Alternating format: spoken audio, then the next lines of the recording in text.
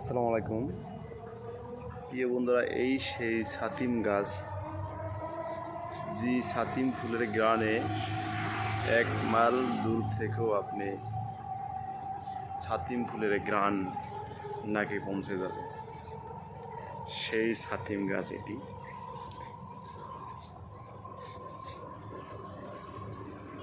প্রায় 8 feet height আছে, ছোট আছে আমাদের কাছে। আর আপনি চাইলে এগুলা বনসাই করতে পারেন। এখানে কাটলেই বনসাই হয়ে যাবে। আপনি চাইলে ছাদে রাখতে পারেন, বেলকনি বারান্দাও রাখতে পারেন।